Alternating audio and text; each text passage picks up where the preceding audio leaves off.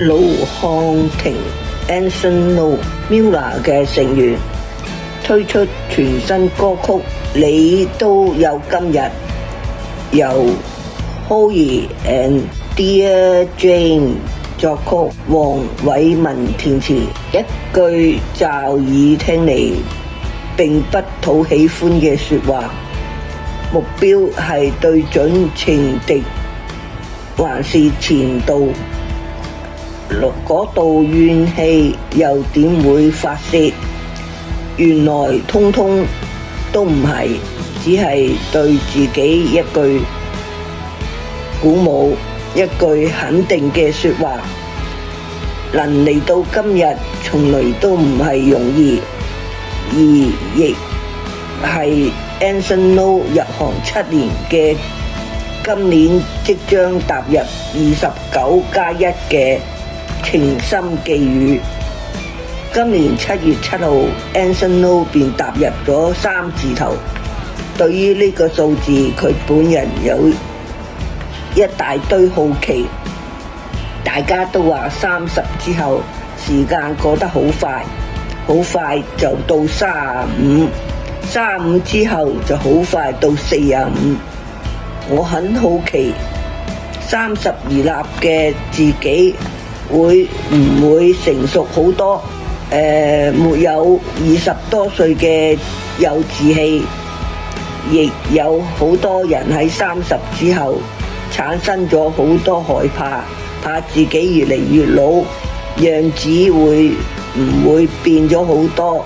或者30歲之後會擔心自己嘅財政狀況？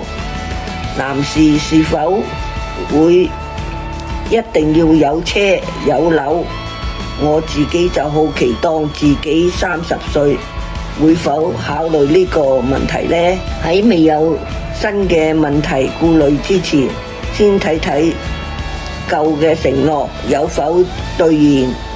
Anson Lo 曾經表示希望喺30歲之前跟家人一齊去旅行，現在距離期限仲有1個月，能否成事呢？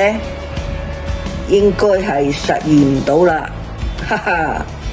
其實我4月有幾日假期，但剛巧我父母已經去咗旅行，所以好多時候唔係我冇時間，我冇空閒，而係佢哋退休嘅生活可能比我更加忙。但係唔緊要，只要喺家一齊相處都同樣開心。旅行就未能成事啦，但承諾要多點回家食飯就早已經達成做到啦。呢件事我都有好感謝家人，好多時候都要佢哋願意夜一啲食飯。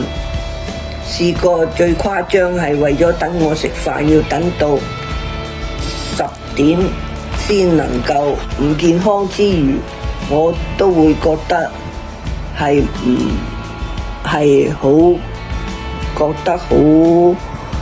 舒服嘅，所以我都係好感激佢哋肯為我咁樣做。一首能為自己鼓舞嘅作品，足可讓陷入低潮嘅自己喚醒咗過嚟。問到入行7年嚟，有邊一刻最需要聽一首勵志嘅歌去激發翻自己？我想係第一次出 solo 嘅歌，一所懸命。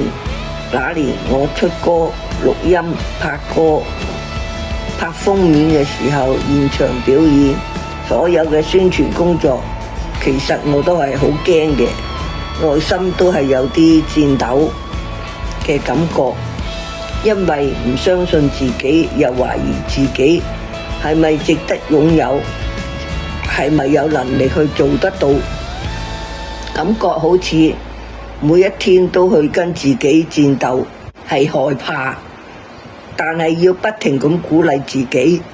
如果我當時聽到呢首《你都有今日》啦，我會冇咁害怕，因為你知道驚都冇用，就用時間去證明自己俾大家睇。